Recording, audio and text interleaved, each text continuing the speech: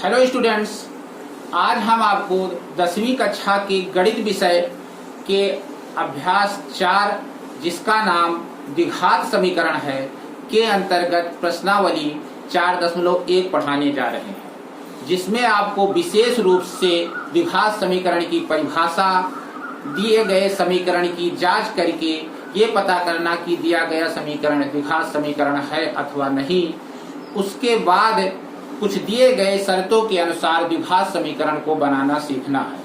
लेकिन इसके पूर्व हम आपको कुछ पूर्व की चीजें जो आप पहले पढ़ चुके हैं आपको बताना चाहेंगे। देखिए, उसमें पहली चीज है चर।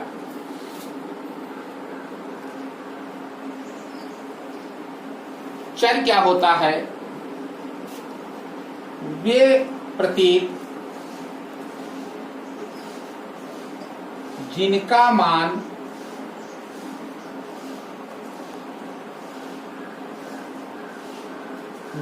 भिन्न भिन्न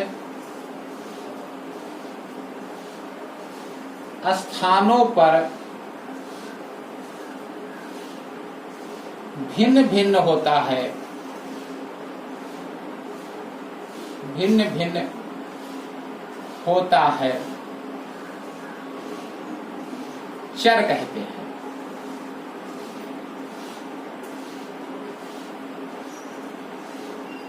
और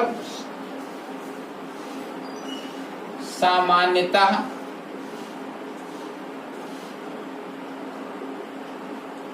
इन्हें हम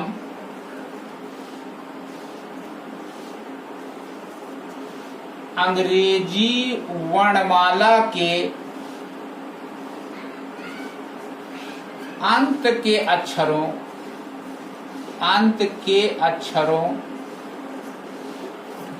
x Y Z U V W आदि से प्रकट करते हैं।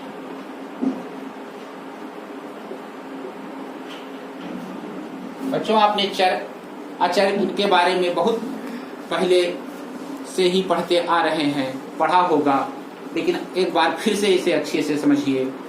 चर वो हैं, वे प्रतीक हैं जिनका मान भिन्न भिन्न स्थानों पर भिन्न भिन्न होता है, और इन्हें हम सामान्यतः अंग्रेजी वर्णमाला के लास्ट के अक्षर जो हैं, जैसे X Y Z U V W आदि, इनसे हम इनको रिप्रेजेंट करते हैं। इसके बाद आपको सीखना है कि अचर क्या होता है।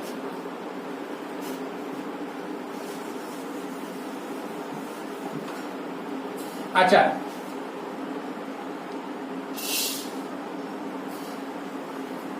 ये प्रतीक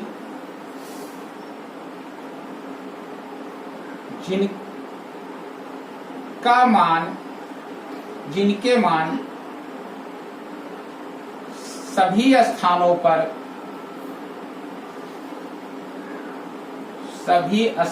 पर समान होते हैं,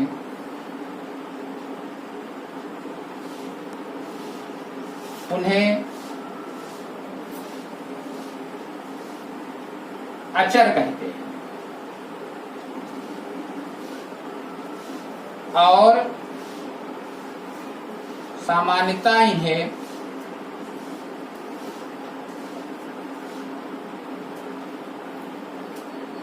अंग्रेजी वर्णमाला के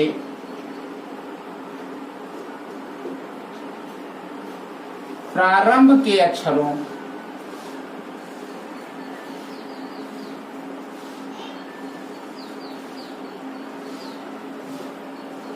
ए B C D E F आदि से निरूपित करते हैं।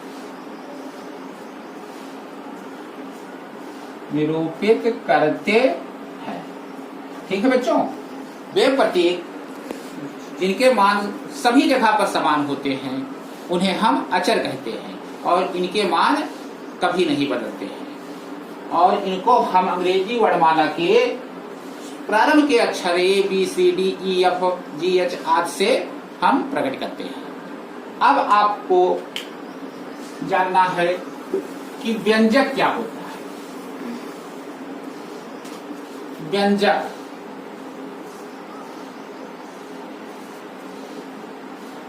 चर एवं अचर के संयोजन को हम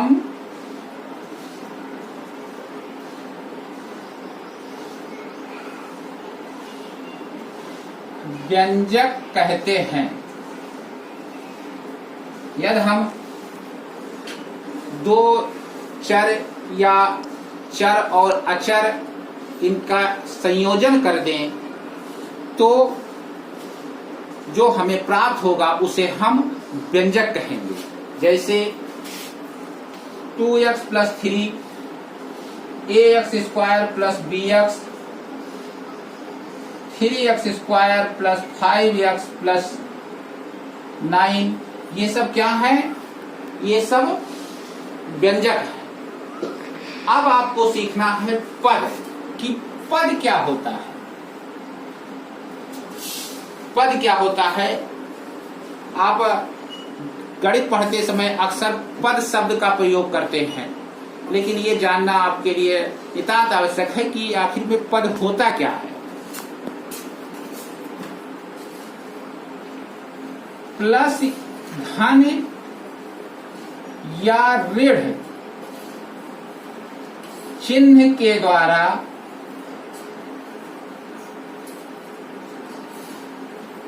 किसी व्यंजक के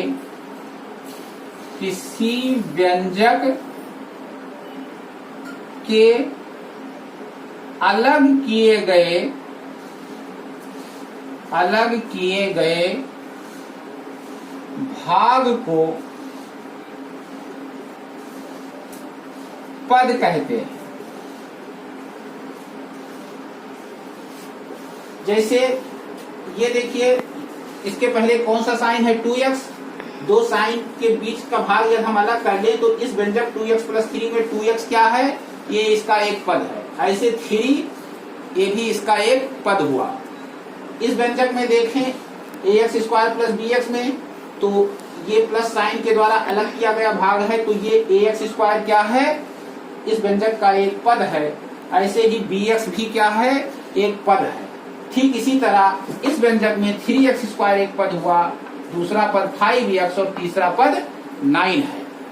अब व्यंजक एवं पद को जानने के बाद हम आपको बता रहे हैं कि कोफिशिएंट क्या होता है। कोफिशिएंट जिसे हिंदी में गुणांक कहते हैं। गुणांक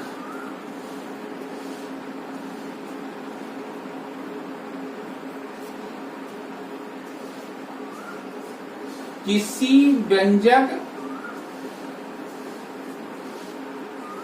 के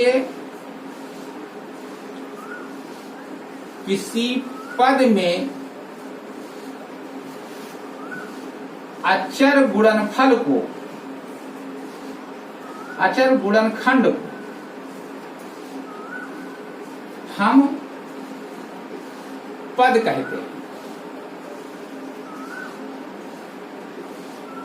किसी व्यंजक के किसी पद में अचर गुणनखंड को हम पद कहते हैं। देखिए, जैसे ये आपका कोई व्यंजक है, ये एक्स स्क्वायर प्लस बी अपान एक्स प्लस सी, तो ये पहला पद ए एक्स स्क्वायर है। इस ए एक्स स्क्वायर में एक्स स्क्वायर तो चर हो गया और इसका जो अचर गुणनफल है वो है ए, तो ए यहां पर एक्स स्क्वायर का गुणांक है। ऐसे ही बी अपान एक्स है, ये एक व्यंजक है। इस व्यंजक में एक्स तो चर है और इसका जो अचर गुणनफल है वो है बी, तो यहां पर 1 अपान एक्स का जो गुणांक है वो हुआ बी और सी जो है वो अचर पद हुआ। और एक एग्जाम्पल देखिए, जैसे 3x³ प्लस x अपान 5 प्लस 9। यहां पर x क्यूब के साथ अचर गुणनखंड 3 है, तो x क्यूब का जो गुणांक हुआ वो 3 हुआ।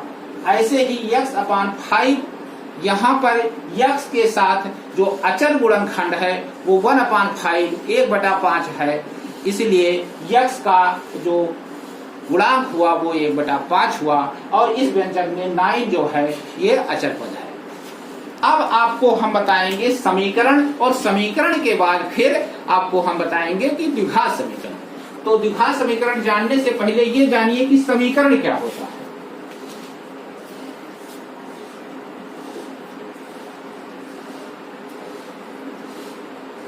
समीकरण यदि किन्हीं दो व्यंजकों को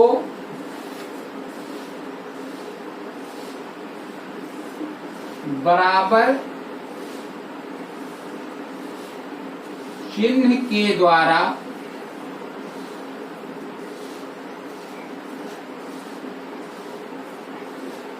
संयोजित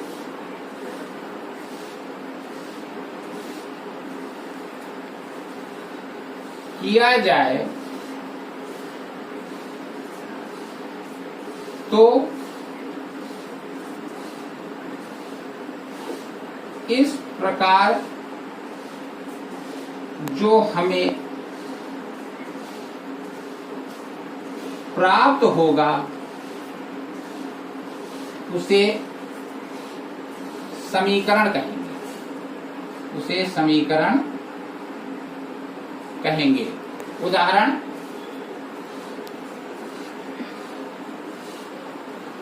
ax² plus bx plus c ये एक व्यंजक है और bx प्लस 5 ये एक दूसरा व्यंजक है। यदि इनके बीच में ये इक्वल साइन लगा के दोनों को संयोजित कर दिया जाए तो ये जो हमें प्राप्त हुआ है ये एक समीकरण है। अब समीकरण को जानने के बाद आपको ये जानना है कि द्विघात समीकरण क्या होता है। देखो बच्चों, द्विघात समीकरण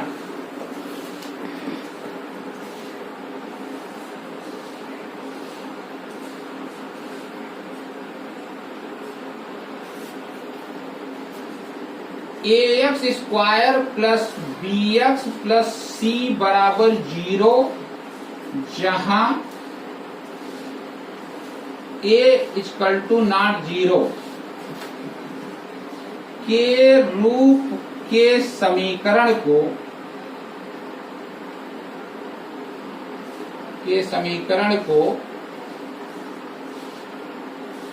द्विघात समीकरण कहते हैं।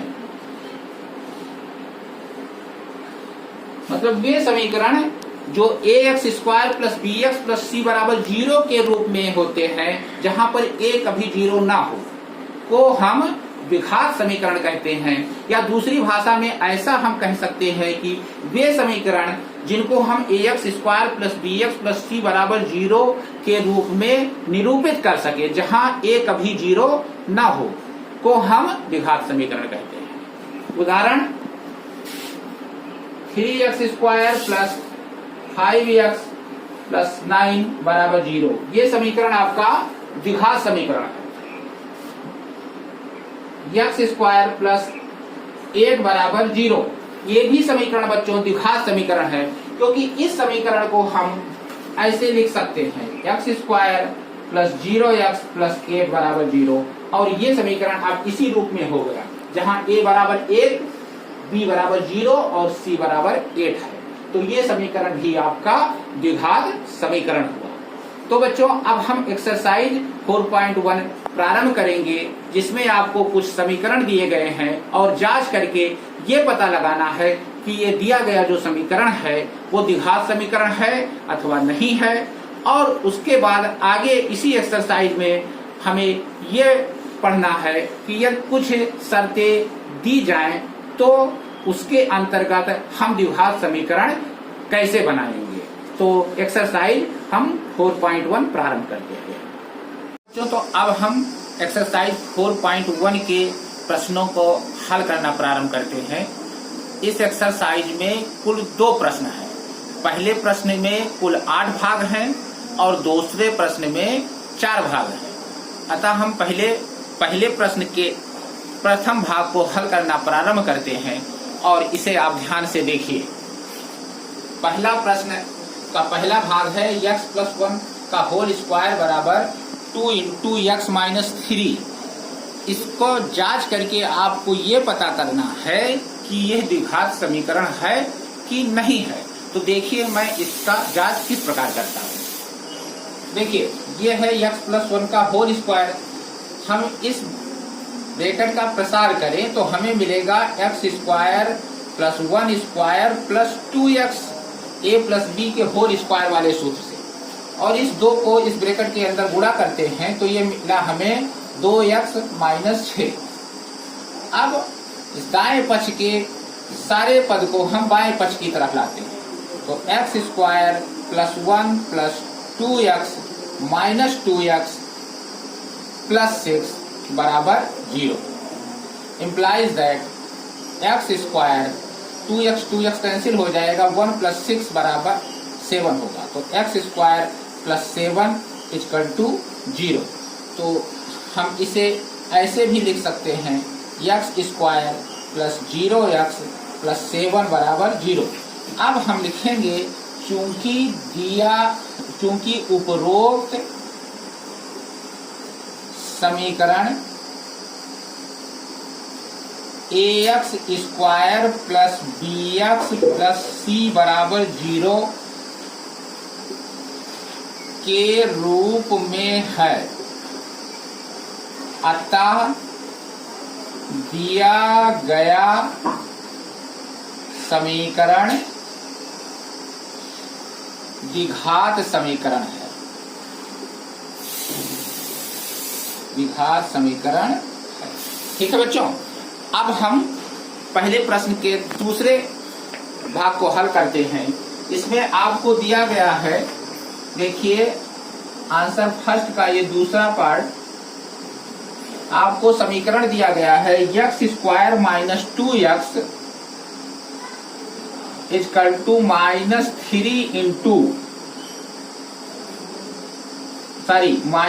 × 3 - x। इसे भी सॉल्व करते हैं। x² - 2x बराबर -2 × 3 - 6 -2 × -x + 2x। अब इन दोनों टर्म को इधर लेके आते हैं तो हमें मिलेगा x² - 2x - 2x + 6 बराबर 0 implies that x² - 4x + 6 बराबर 0। अब देखिए ये जो समीकरण मिला ये हमें ax² + bx + c बराबर 0 के रूप में मिला। तो हम पुनः यही वाली भाषा लिखेंगे, चूंकि उपरोक्त समीकरण ax² + bx + c बराबर 0 के रूप में है, अतः दिया गया समीकरण द्विघात समीकरण। ठीक है बच्चों, तो अब पहले प्रश्न के तीसरे भाग पर चलते हैं। देखिए ये आपको दिया गया है पहले प्रश्न का तीसरा भाग, x - 2 × x + 1 = x - 1 × x + 3। x - 1 × x + 3 है। अब इसे सॉल्व करते हैं। x × x x² x × 1 + x -2 × x - 2x -2 × +1 -2 = इस पर देखिए x × x x² x × 3 3x -1 × x -x -1 × +3 -3 implies that x² x - 2x - x -2 = x² 3x - x + 2x -3। अब दाएं पक्ष के सभी पद को बाएं पक्ष में लेके आते हैं तो हमें मिलेगा x² - x² minus x minus 2x minus 2 plus 3 बराबर 0 इम्प्लाइज दैट ये x square minus x square cancel हो जाएगा, minus x minus 2x minus 3x minus 2 plus 3 plus 1 बराबर 0। अब हमें यहाँ पर देखिए लिखेंगे हम, चूंकि उपरोक्त समीकरण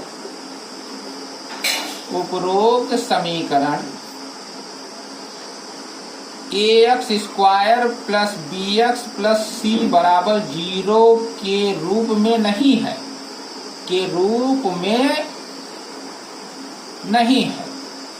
अतः दिया गया समीकरण द्विघात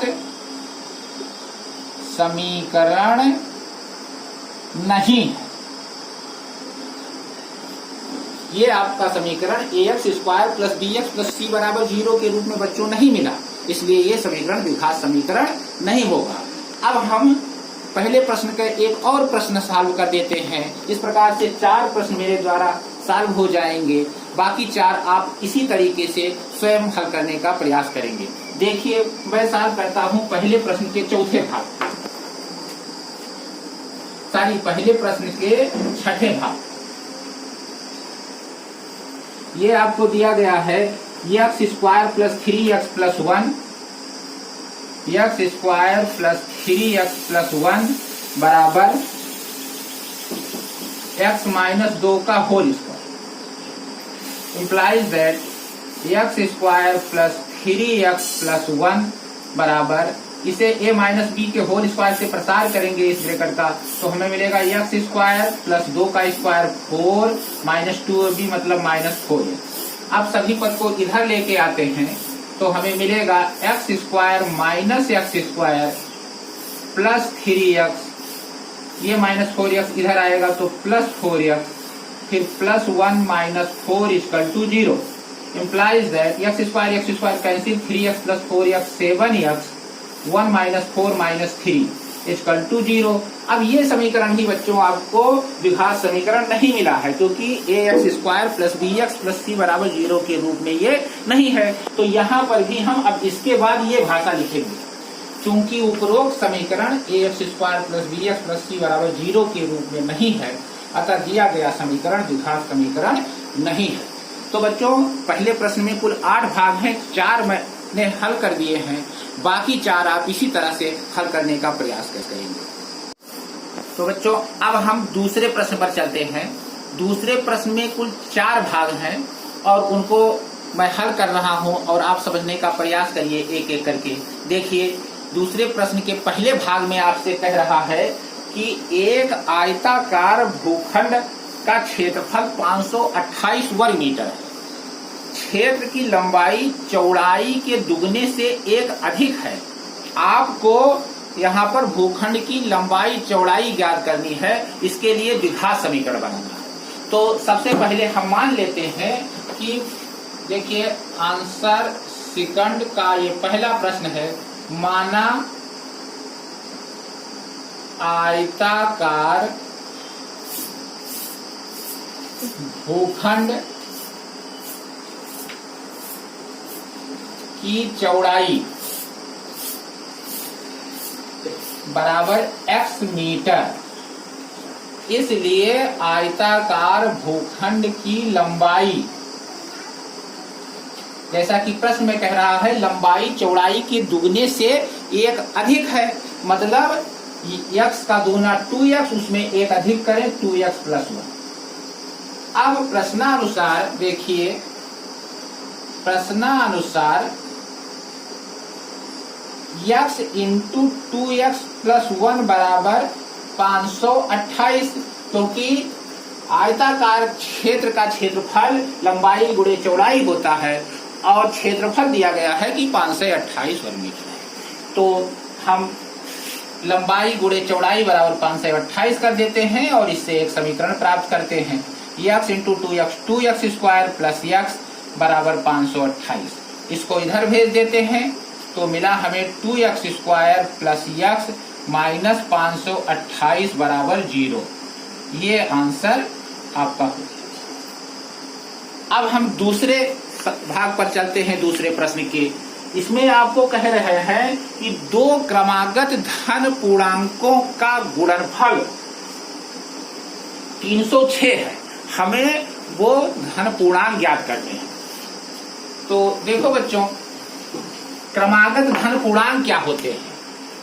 ये जैसे ये धन पूर्णांक 1 2 3 4 हैं, तो 2 के बाद 3 आता है, मतलब ये दोनों क्रमागत हैं। 3 के बाद 4 आता तो ये दोनों क्रमागत हैं।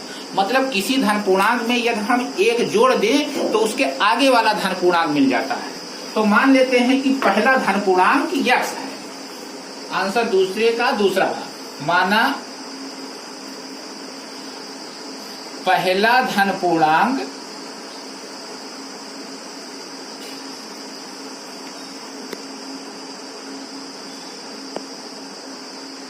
बराबर x, इसलिए दूसरा धन पूर्णांक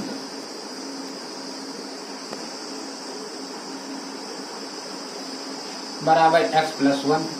प्रश्नानुसार इन दोनों का गुणनफल कह रहा है आपसे कि कितना है? 306। तो प्रश्नानुसार x इंटू एक्स प्लस 1 बराबर 306। इसे सॉल्व करते हैं तो एक्स स्क्वायर प्लस एक्स, ये 3 से 6 इधर कर दें तो माइनस 3 से 6 बराबर 0। यही आपका बच्चों आंसर होगा। अब तीसरे प्रश्न की ओर बढ़ते हैं। तीसरे प्रश्न में बच्चों आपसे कह रहा है कि रोहन की माँ उससे 26 वर्ष बड़ी है और 3 वर्ष बाद उनके आयु का गुणनफल 3 से 60 हो जाएगी। हमें रोहन की वर्तमान आयु ज्ञात करनी है। तो बच्चों देखो, प्रश्न 2 का तीसरा भाग। माना रोहन की वर्तमान आयु बराबर x वर्ष, इसलिए रोहन के माँ की वर्तमान आयु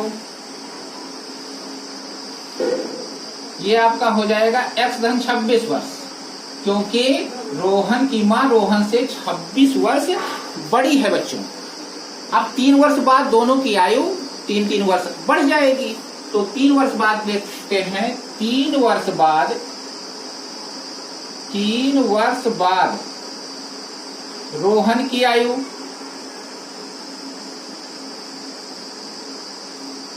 ये आपका x प्लस 3 होगा, एवं 3 वर्ष बाद रोहन की माँ की आयु, इनकी भी आयु 3 वर्ष बढ़ जाएगी। तो x धन 26 धन 3 अर्थात x प्लस 29 वर्ष, यहां भी वर्ष लिखिए। अब प्रश्नानुसार देखिए बच्चों, इनके आयु का गुणनफल कितना कह रहा है? 3 वर्ष बाद x plus 3 into x plus 29, ये बराबर कह रहा है आपसे कि 3 से 60 हो जाता है। सॉल्व करते हैं, x into x square, x into 29 x, 3 into x 3 x, 3 into 29 3 87 बराबर 3 से 60। implies that x square 29 3 32 x, और ये बेटा 3 से 60 इधर आएगा तो 87 माइनस 3 से 60 बराबर 0। implies that x स्क्वायर धन 32 x, 87 माइनस 360 आपको मिलेगा माइनस 273 बराबर 0। ये हुआ आपका। अब आपको बच्चों लास्ट क्वेश्चन, दूसरे प्रश्न का जो चौथा भाग है वो सॉल्व करना है। दूसरे प्रश्न के चौथे भाग में आपसे बच्चों कह रहा है कि एक रेलगाड़ी 4 से 80 किलोमीटर की दूरी तय करती है। यदि उसकी चाल 8 किलोमीटर प्रति घंटा कम हो जाए तो वही दूरी तय करने में 3 घंटे का अधिक समय लगता है। आपको रेलगाड़ी की चाल ज्ञात करनी है। माना रेलगाड़ी की चाल रेलगाड़ी की चाल बराबर x किलोमीटर प्रति घंटा। तो इसलिए 480 किलोमीटर की दूरी तय करने में लगा समय 480/x। फिर कहता है कि रेलगाड़ी की चाल बच्चों 8 किलोमीटर प्रति घंटा कम हो जाती है। तो देखिए 8 किलोमीटर प्रति घंटा चाल कम हो जाने पर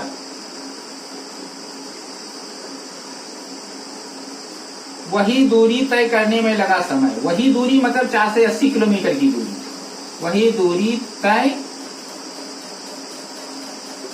करने में लगा समय, ये होगा आपका 480/x माइनस 1। अब बच्चों देखो प्रश्नानुसार जब दूरी चाल कम हो जाती है तो 3 घंटा अधिक समय लगता है। यहाँ पर चाल कम है तो समय ज्यादा लगेगा, मतलब ये समय इस समय से ज्यादा है, इसमें से इसको हमें घटाना होगा। और कितना ज्यादा समय लग रहा है? 3 घंटा, मतलब 480/x माइनस 8 माइनस 480/x बराबर 3।